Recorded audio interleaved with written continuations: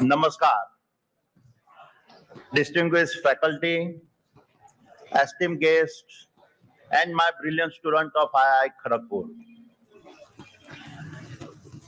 It is a true honor to join you for this Platinum Jubilee session. When the current director, Dr. Suman Chakrabarti, and former director, Dr. Partha Chakrabarti, extended me the invitation, I did not even check my calendar.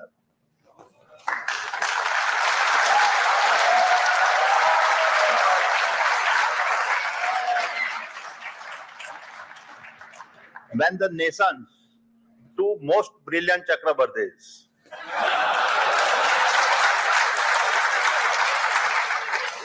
ask you to be part of such a milestone, the only answer is an immediate and wholehearted yes.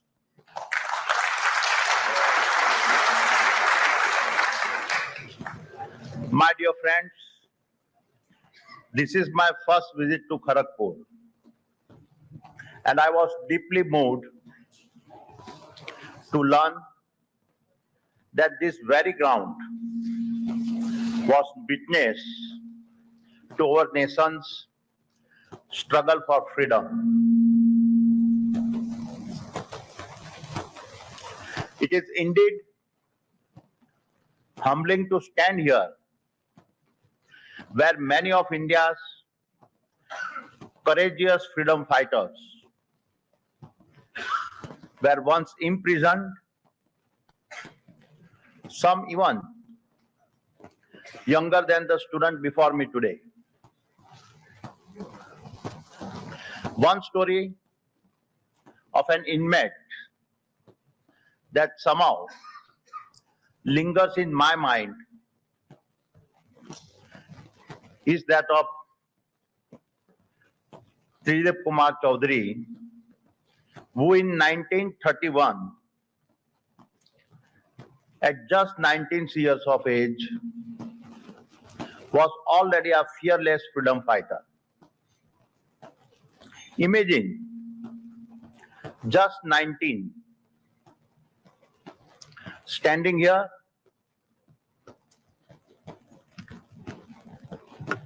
I can almost hear his fearless voice still sounding through the walls of the Hijli jail. ना थमे, ना झुके, रहे मातृभूमि अमर, गगन गगन गूंजे सदा, वंदे मातरम का स्वर. That cry of Vande Mataram was more than slogan. It was a promise sealed in blood and sacrifice, a promise of India's unbreakable resolve, and a promise that freedom would live on beyond those who gave their lives for us. And it is about this meaning of freedom that I wanted to talk to you today. My dear friends, in 1947, we broke the chains of our land. Yet in the 21st century, our nation can be independent and still be bound by dependence. Just 3 days ago, we marked our 79th Independence Day, and it is clear we stand at a major inflection point. The world is moving from a conventional war to technology-driven wars of power, and our ability to prepare will decide our future. Because the wars that we have to fight today are often invisible. They are fought in a server farms and not in trenches. The weapons are algorithms, not guns. The empires are not built on land, they are built in a data centers. The armies are botnets and not battalions. And here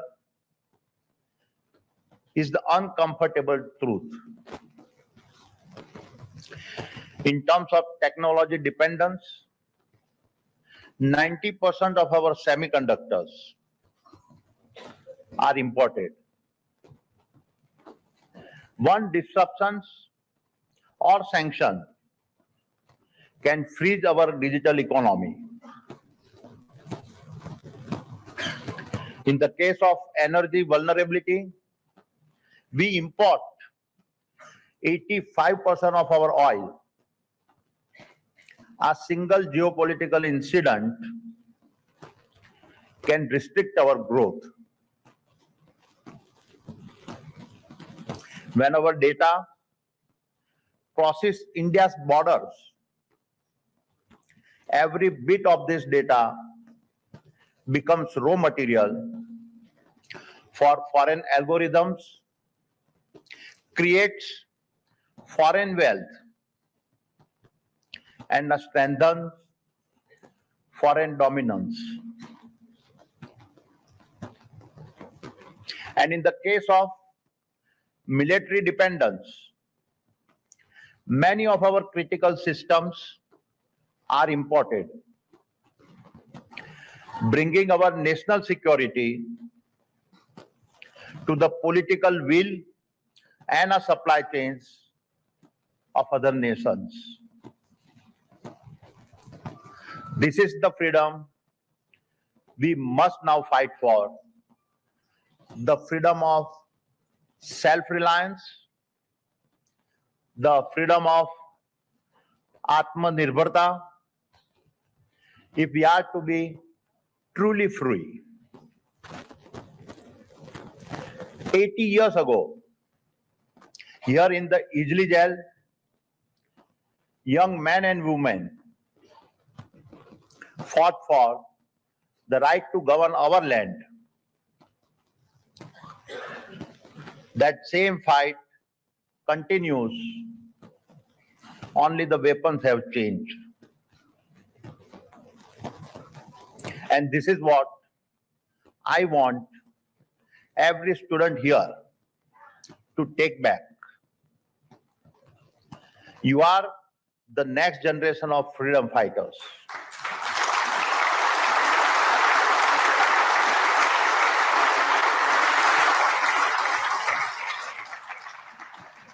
Your innovations, your software code, and your ideas are today's weapons. You will decide whether India takes command of its need or surrenders it to others. क्योंकि स्वतंत्रता केवल एक घटना नहीं, यह एक निरंतर लड़ाई है और इस लड़ाई की अंतिम विजय तभी होगी जब हम हर क्षेत्र में आत्मनिर्भर बनकर अपने भविष्य खुद तय करें.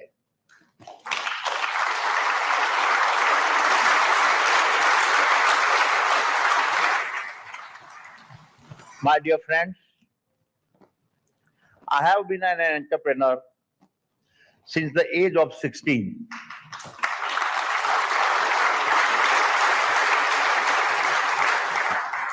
I have navigated multiple cycles of our disruptions, many moments of our transformations, and built businesses through both crisis and opportunity. But I can tell you with absolute convictions that the age of transformations now unfolding before us is unlike anything I have seen. And the battlefield is not just about protecting our nation's border. It is about securing our technology leadership and ensuring we are able to stay at the forefront of our global innovations. It is about redesigning every business, reimagining every industry, and rewriting every rule of the game. So we lead and not just participate at a low-cost players in the global race. Because as we all know, in a world of robotics and AI, cost advantages will vanish overnight. And we can quickly lose our ability to compete. This is not a transformation at 1x speed. It is 10x. It is 100x. And it is accelerating toward 1000x. As AI start to build AI, LLM start to write LLM, robots start to build robots, code start to write code, machines start to teach machines, and discoveries start to fuel more discoveries. And this is why I call it our second freedom struggle.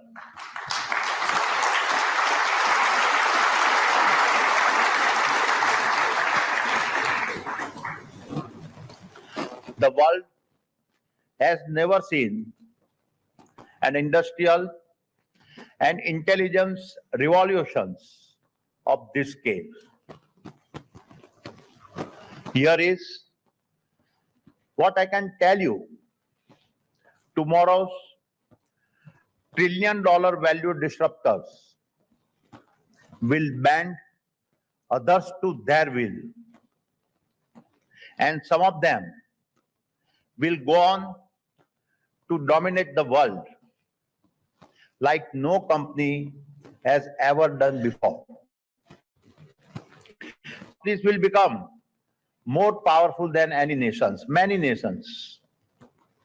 And over the next decade, several companies that today seem unbeatable will vanish.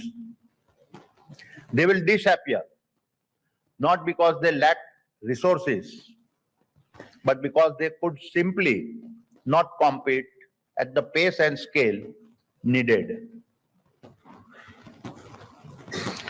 And I will say that same stands true for our educational institutions.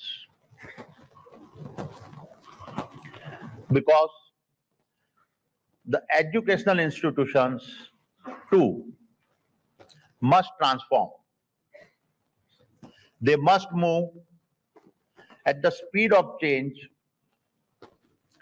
drive cutting-edge research, and yet to be accountable the real world impact. This is no longer about producing brilliant graduates. It is about producing brilliant patriots.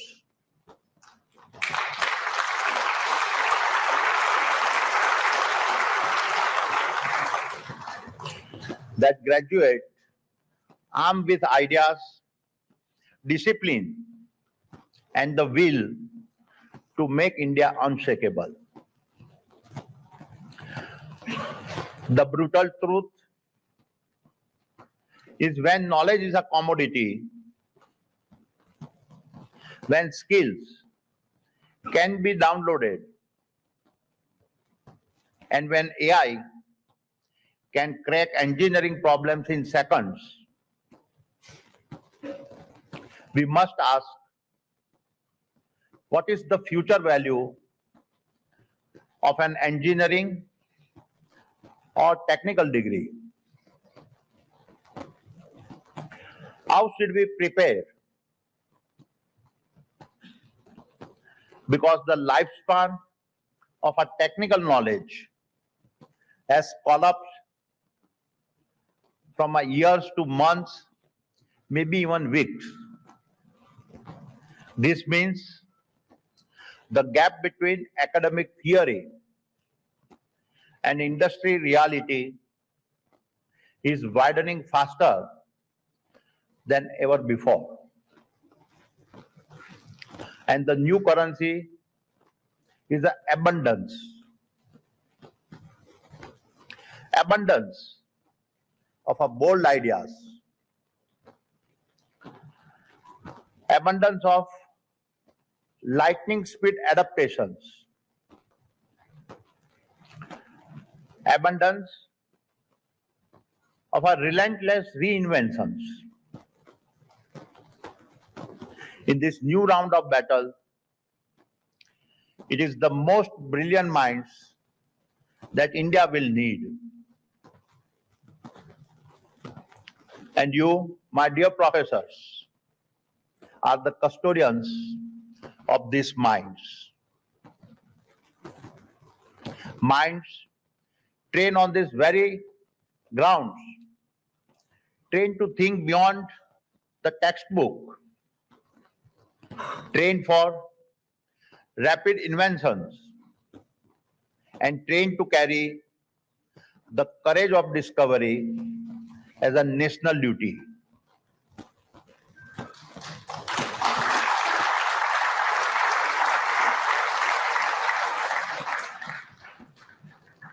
While this is not a call to give up the heritage of our top institutions, it is indeed a call for designing a different future before it is too late. Let me now talk about the Indian corporates. And it begins with the honest admission that we in industry must share equal responsibility for the innovation deficit India faces. After all, we hire from these colleges, and the best among them are government funded. We stand on the shoulders of public institutions like ISRO, BARC, DRDO, ICMR, NCL, and many more. These have given us the inventions, breakthrough, and discoveries that form our launch pads. From ISRO's Chandrayaan to Aadhaar, from UPI to vaccine research, from freight corridors to our renewable grids. It is worth reflecting that it is the government that has built the foundation of our modern economy.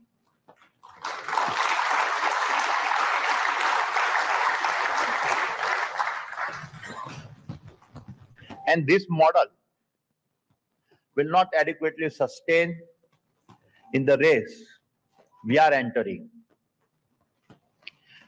If India is to lead in the age of transformative technologies like advanced materials, biotechnology, deep tech, and many others, we must carry our share of the nation's innovations burden. Translated not into marketing slogans, but into the budget allocations, world-class laboratories, and risk capital.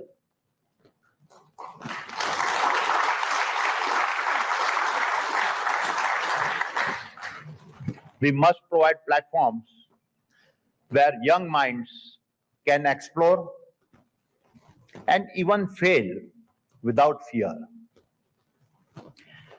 If we corporates do not step up, we will remain users of our foreign breakthroughs and never be the originators. This is a future that we cannot accept. So what is a possible path forward? If speed and scale are the defining challenges of our academic institutions, then the answer lies in blurring the lines between where education ends and where enterprise begins. In the industrial era, institutions and corporates operated in parallel lanes. Academia produced graduates. Industry consumed them.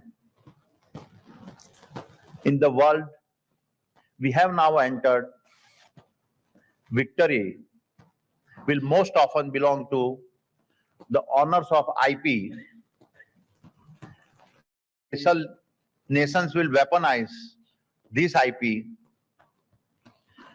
The governments controlling the IP distributions. Therefore, we must master partnerships that unite diverse stakeholders, enable seamless talent flow between labs and industry, and embed IP sharing and funding models that reward both groundbreaking research and rapid commercializations. And there are many examples to learn from. In Silicon Valley, Stanford's deep ties with a venture capital and industry have seeded tech companies from Google to Tesla with the startups and academia feeding each other's growth. In the case of a biotech synergy, the Boston-Cambridge cluster saw Moderna and its vaccines emerge directly from MIT and Harvard labs, which was then accelerated by corporate funding.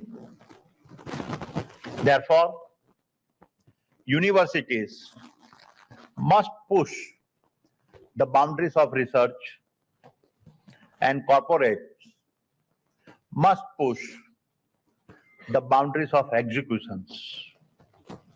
University must focus on breakthroughs and corporate must focus on scaling the breakthroughs. And together, we must create impact, not just in the markets, but in the very fabric of our Indian society. And so, let me propose some ideas. Together, we will create living laboratories here at IIT-Kharagpur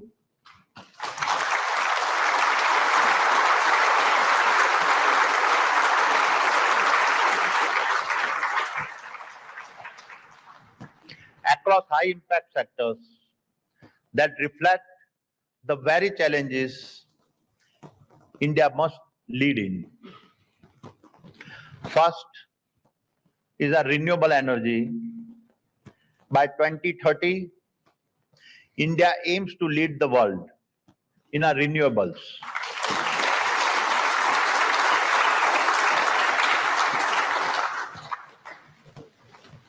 At Adani, we are building the world's largest renewable energy park in Khavda in the Kutch district of Gujarat.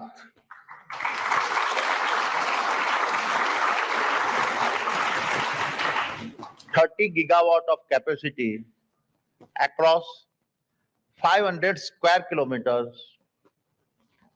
Imagine IIT KGP students co-developing AI-driven grid balancing solutions, real-time predictive maintenance, and sector-wide optimization tools.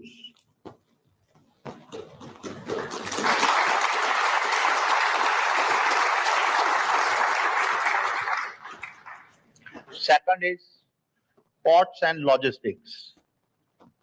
Adani Ports moves over 400 million tons of cargo annually. As the world's most integrated logistics player, even a single day delay can ripple through supply chains. IIT KGP talent can design machine learning-led bulk scheduling, autonomous container handling, and a real-time logistics optimization systems.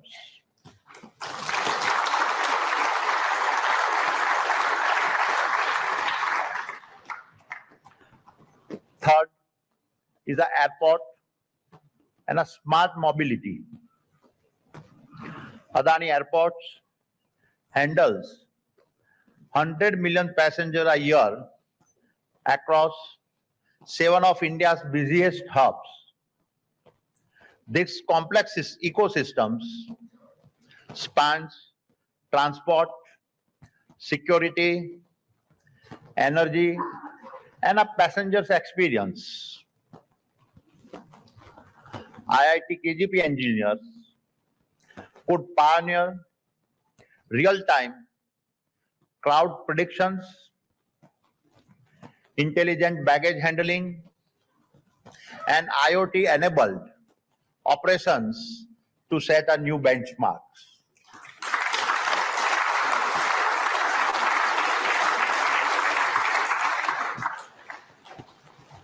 Building on these initiatives, we are launching the annual Adani IIT Platinum Jubilee Changemakers Fellowships coordinated by IIT Kharagpur and covering every IIT.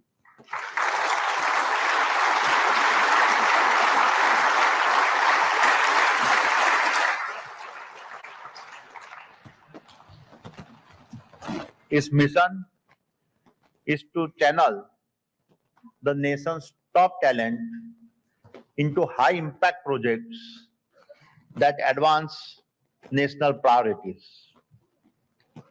This framework creates a playbook for any major corporates to partner effectively with our top institutions. And together, we can accelerate India's sheer scale of talent into a force that in a decade can be a parallel to Silicon Valley.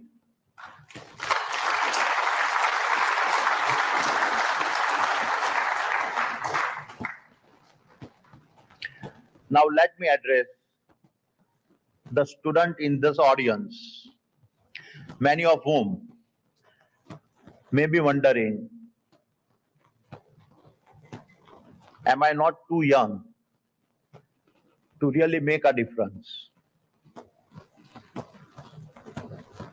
And the best way I can answer is tell you my own story. And hopefully, you will have a few takeaways. My dear young friends, it was 1978,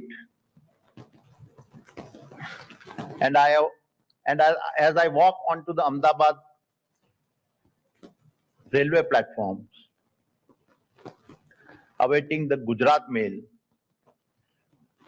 to take me to Mumbai, I held two tickets in my hands. In one hand was a second-class tickets bought after 30 minutes in a crowded station queue. In the other hand was my ticket to freedom. At 16 years of age, like many of you, I too stood at a crossing. One track lead to the predictable safety of school.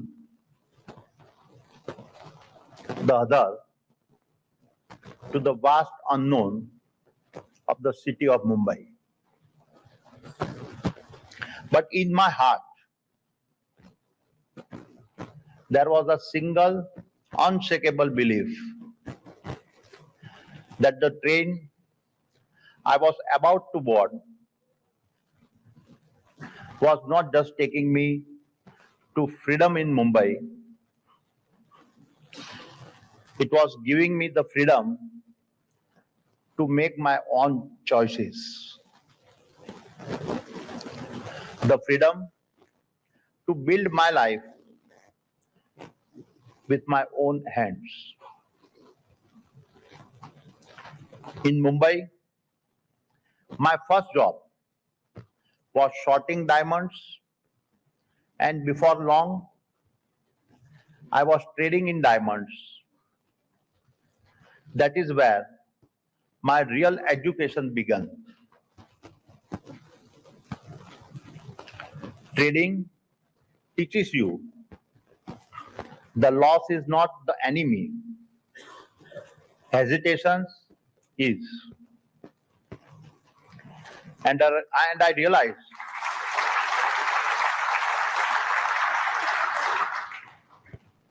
realized something deeper. Only those who are truly free-minded make a good traders, because you learn to embrace risk, to make a fast decisions, and to be comfortable with the incomplete information or losses you incur. The speed of decision making was to become my first operating philosophy for life.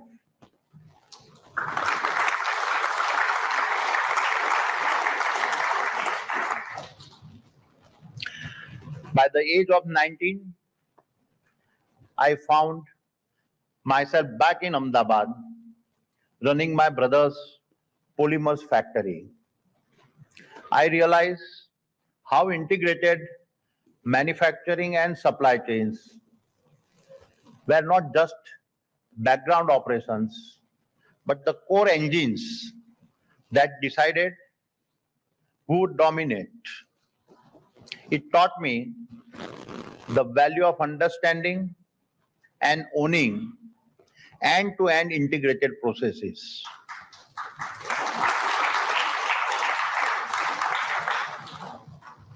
This learning became the second operating philosophy that would guide every venture I would thereafter build. Then came the crisis of 1991. I was 29 when India was forced to open its doors to liberalizations.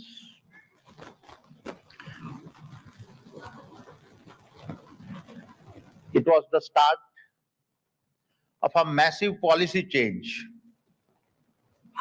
For me, with my willingness to take risk, it was a once-in-a-generation opportunity. I moved swiftly and stepped into polymer trading. Fast forward, and just 3 years later, we had overtaken everybody and built India's largest trading house. We then took it public. That was the birth of Adani Enterprises. I had turned 32.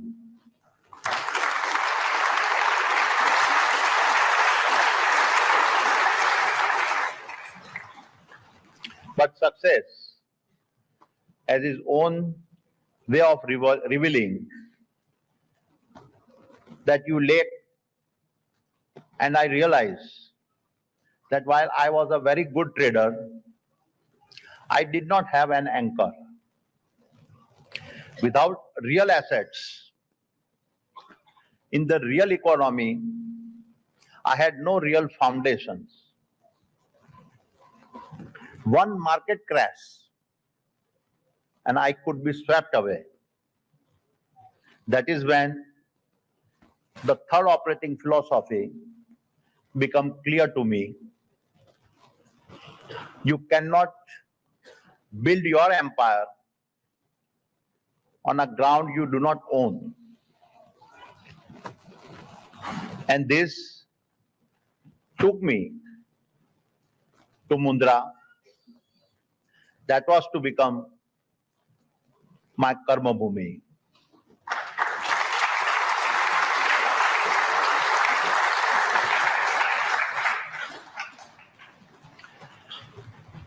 When I first announced my intentions to build a port in Mundra, most people thought I had lost my mind. Not just because I had never laid a single brick in my life, but because I chose to build the port within one of India's largest marshlands. I still recall that when I presented the idea, some of the bankers laughed and asked, Mr. Adani, how do you expect us to finance land that is under the water? And they were not wrong. Mundra had no access, no industries, no precedent. And a fast forward, and in less than 3 decades, Mundra became a continental scale logistics engine, moving an astonishing 250 billion metric tons of cargo every year.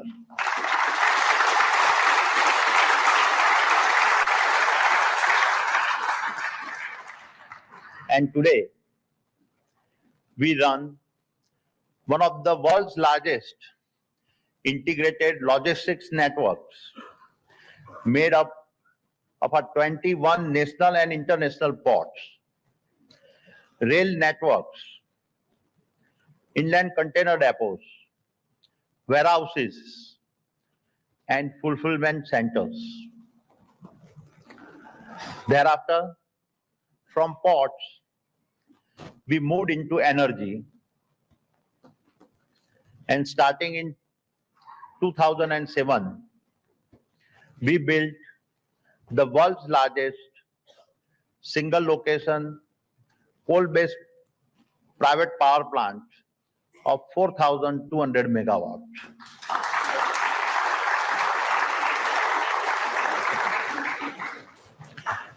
And along with it, we also built India's first 1,000 kilometers high voltage DC transmission systems. Then we took over Mumbai's distribution network and followed it by building the world's largest solar plant of that time, 770 megawatt, all in just 9 months.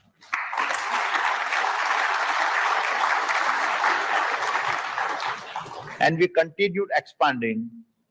Today, in less than 2 decades, our energy portfolios spans generation, transmission, distribution, LNG, LPG, city gas distributions, solar panel and wind turbines manufacturing, EV charging, batteries, hydrogen, and we are building at Khavda the world's largest hybrid renewable energy park over an area 5 times the size of Paris.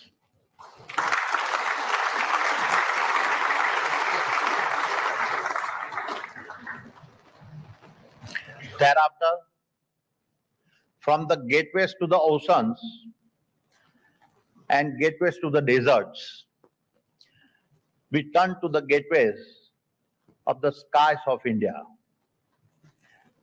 And 6 years ago, we stepped into airport business. Today, we own the largest fleet of airports, controlled by any single entity anywhere in the world.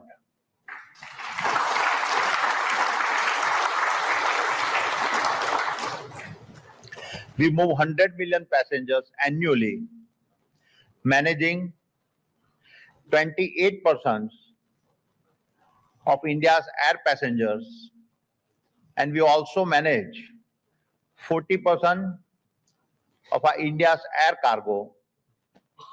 We are commissioning the Navi Mumbai airport later this year, which when complete will handle another 90 million passengers.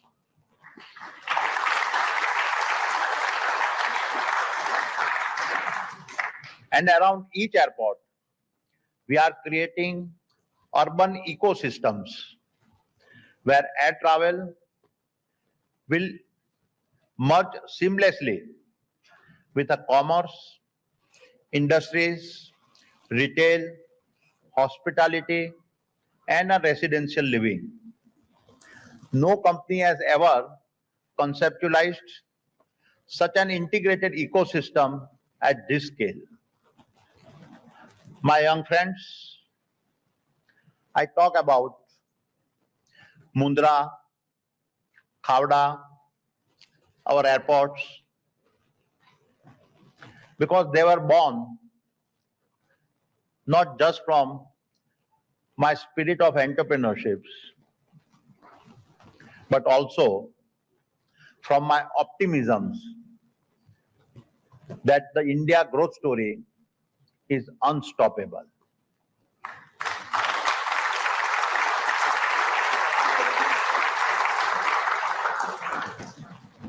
I have learned that any visionary private sector group can achieve scale only when it moves in a steps with the policies of a visionary government. And over the past decade, This mutual belief, the government's belief in India's potential, and my belief in the government policies gave us the runway to build at a pace that has made us India's largest infrastructure company.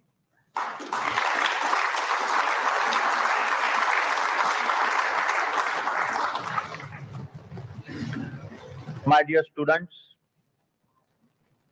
the same is even more true for you. If you align your ambitions with India's rise, the peak of your careers will unfold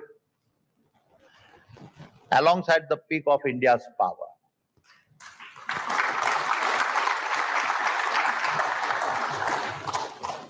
By 2050,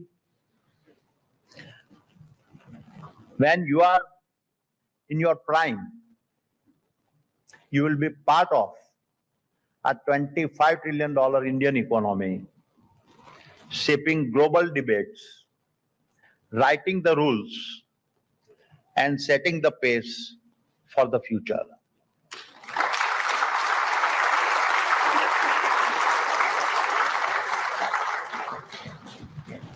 No other nation offers its youth an opportunity of this scale.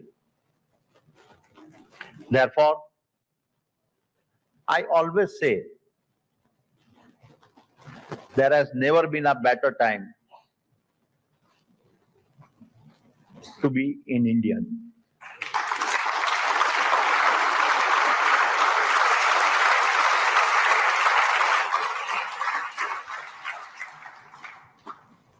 And so, my dear friends,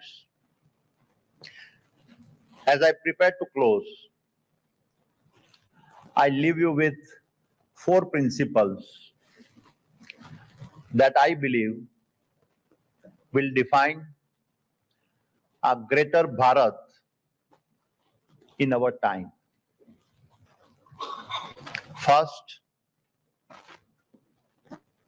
you are the new freedom fighters of Bharat. 80 years ago, within the cold walls of the Hijli jail, young men and women your age fought for freedom. Today, your weapons are ideas, your ammunition is innovation, and your fight is for a sovereign India that submits to none.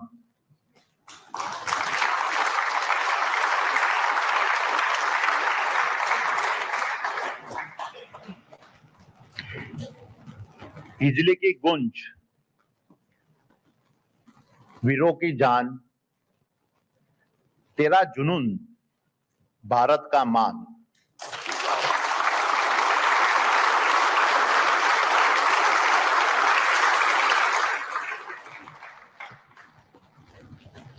Second,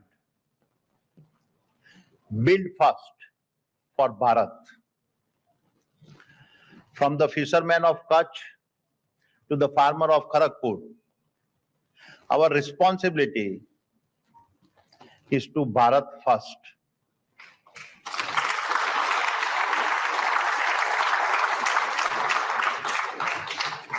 If we do not build for 1.4 billion of our own, we surrender to foreign flags. आत्मनिर्भर भारत, सबका नारा, दुनिया में चमके तिरंगा हमारा.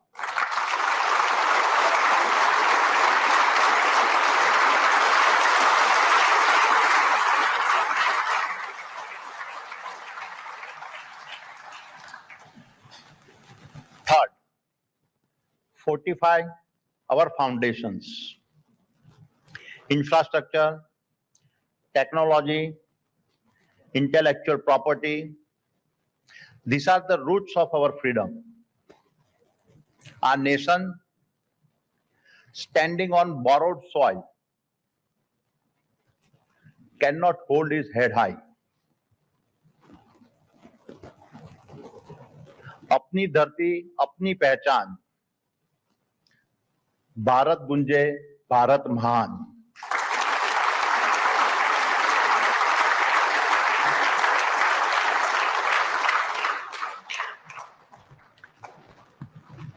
Fourth, march as one team for Bharat. Walk alone, speed is possible. Walk together, greatness is inevitable.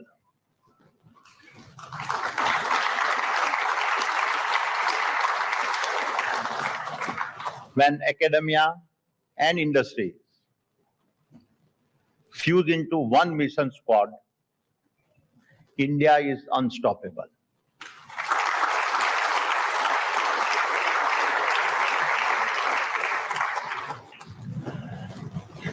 Adani का संकल्प और केजीपी की शान. अदानी का संकल्प और केजीपी की शान, भारत का तिरंगा सबसे महान.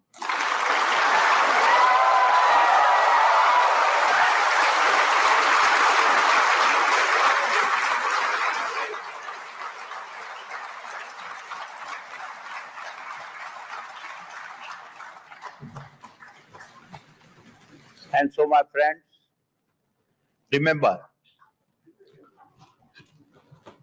Tridip Chaudhary at 19, locked in the Hijli jail for 7 years, and yet he returned to fight again for your freedom and mine.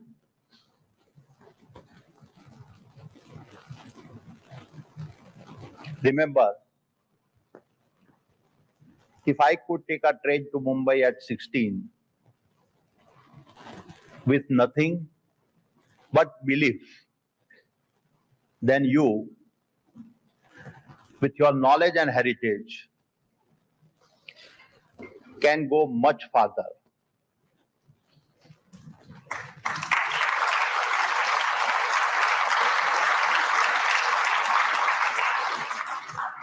And remember,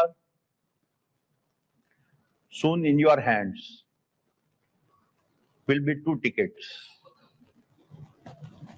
One, to a comfortable life,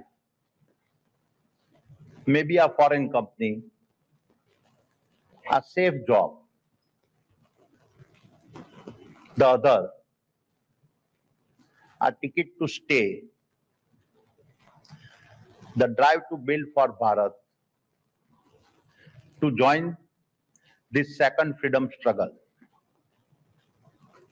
One train takes you to a salary, the other takes you to a legacy.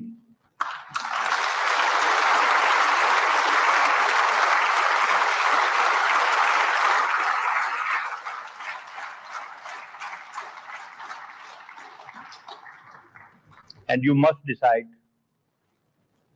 which train you will take, salary or a legacy.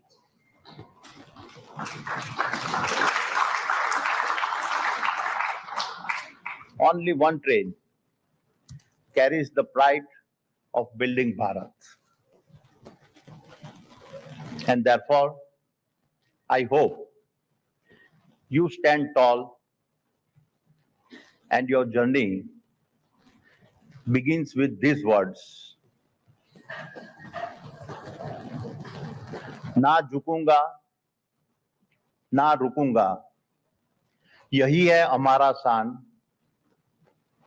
ना झुकूंगा, ना रुकूंगा, यही है हमारा शान. भारत से सर्वश्रेष्ठ भारत, यही हमारा अभिमान.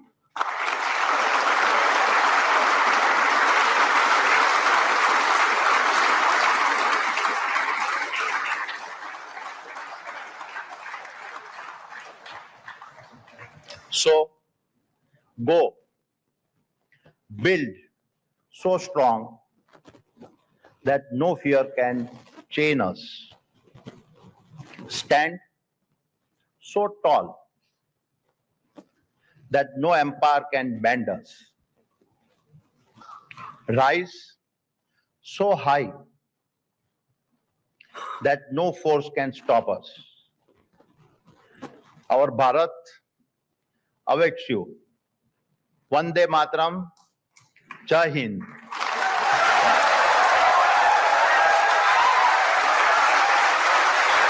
Thank you, sir. Thank you so much.